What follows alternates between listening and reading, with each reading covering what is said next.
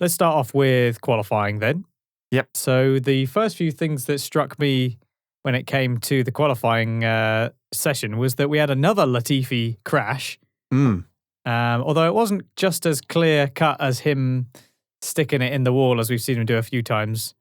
There seemed to be some sort of misunderstanding between him and Stroll. Now, last race, there was an incident between Stroll and Albon. And at the time, certainly I remember myself saying, I think Albon was a bit optimistic and looked like he locked up. Then we had some more angles after the fact. And Julian Palmer had a very good analysis of it. And he put the blame a bit more in Stroll's camp, which if you look at it from a few more angles, it does look like Albon gets a fair way alongside and does actually have control and locks up because he's trying to avoid hitting Stroll, who's cut across him. And it sort of appeared like maybe Stroll needed to check in his mirrors a little bit better just to make sure that he wasn't just sort of completely cutting off another car alongside him. And this is another case of that appearing to be the issue. I mean, does Stroll just not look in his mirrors? I understand that Latifi let him go past, didn't he? Yes, yeah. And then he went past him again because he saw a faster car coming behind him. But Latifi was going in a straight line the whole time. So Stroll has drifted across the track without looking in his mirrors, it seems.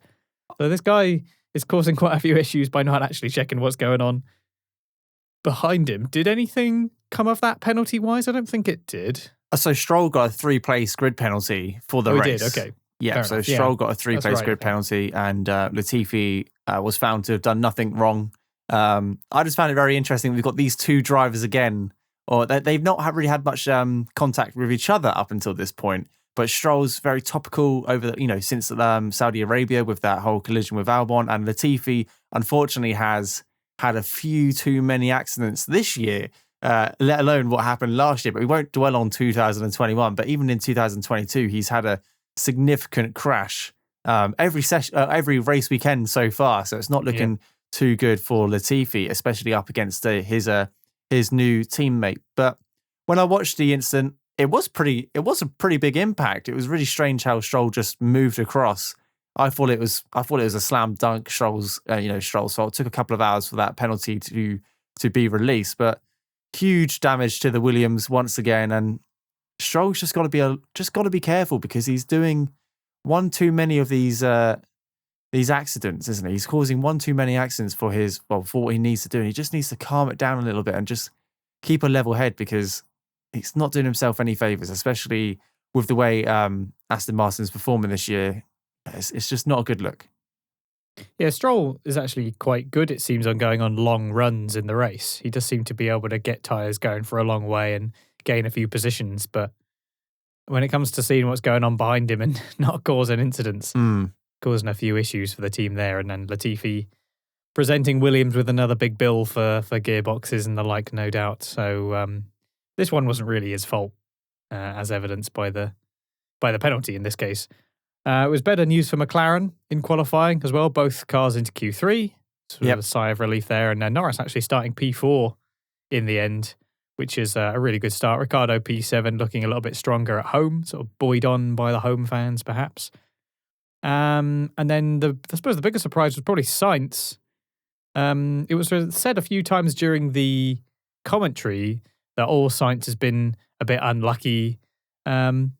He got a bit unlucky with the red flag, I suppose, couldn't complete his final run, but he also botched his final attempt. So kind of only got himself to blame for that one. Ended up P9 and then went sort of backwards from there in the race. So it was a lot of sort of mistakes and surprises in qualifying. Maybe people getting used to the track. Alonso was in the wall, maybe had some kind of hydraulics issue, he seemed to say. Couldn't change gear or something. Was it Vettel as well? Vettel had a bit of an issue.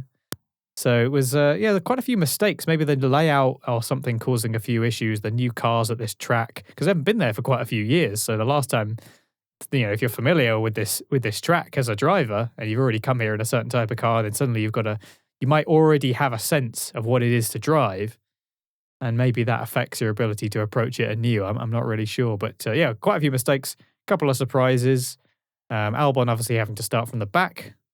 He ended up getting disqualified. This wasn't actually on the highlights. I found it out after the fact. He got disqualified because he had a similar thing with Vettel where he didn't get the they couldn't get the fuel sample out. So it was like the same thing as Vettel, I think. It was almost exactly the same issue. They needed to get a litre of fuel out of the car post qualifying for regulation checks. Every car has to do it. It's been in Formula One for a long old time. We talked about this quite a lot when Vettel got disqualified from his P2 position in Hungary last year, or no, P3 position in Hungary, and Alex fell to the same regulation. I think he pulled up short after qualifying had finished, and they had ended up recovering his car. I don't think he made it back to the pits, and then subsequently couldn't get the 1 litre required of fuel out of the car, so therefore couldn't comply with the regulations, and unfortunately started from the back of the grid, which was a shame, but turned out to be a pretty good weekend for him. It was a big question mark on what could have been for Alex Albon if he had actually qualified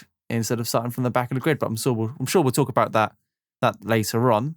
Well, he was facing a 3 grid penalty anyway, wasn't he? So yes, yeah. So for last week. It's unlikely that he would have been much higher than he was anyway. True, there is that.